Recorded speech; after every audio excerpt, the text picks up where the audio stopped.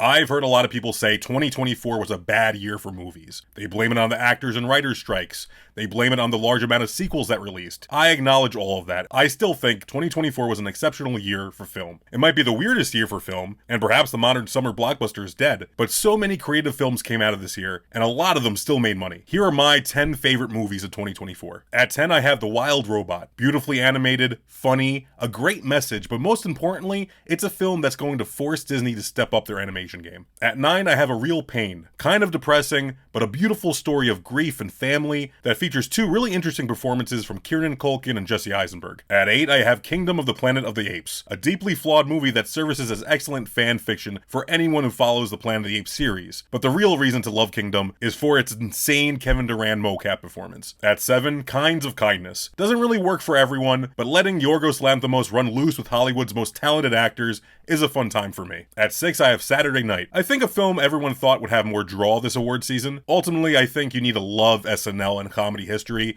to enjoy what's happening. But I think it's some of Reitman's best work. At number 5, Anora. No one does modern, unconventional romance like Sean Baker. Now, I don't think it's his best work. I wish his other films garnered the same attention as Anora has. But I also don't think he's had a powerhouse performance like Mikey Madison's in any of his previous films. At 4, Dune Part 2. When this released in March, I was sure this was going to be the film of the year. And while I wouldn't go that far, it's maybe the greatest piece of sci-fi in the 21st century. At 3, I have Nosferatu. Easily the most beautiful movie I've seen this year, a masterclass in world building, and some of the biggest fun performances you can ask for. At number 2, The Brutalist. At first, this movie can be viewed as pretentious Oscar bait, but when you get into it, it's a deeply personal story that's so well thought out and brought to life in the most gorgeous possible way. Before we get to number 1, here are some honorable mentions. Challengers, Wicked, Alien Romulus, Furiosa, Maxine, Love Lies Bleeding, Lisa Frankenstein, and Conclave. At number 1, The Substance.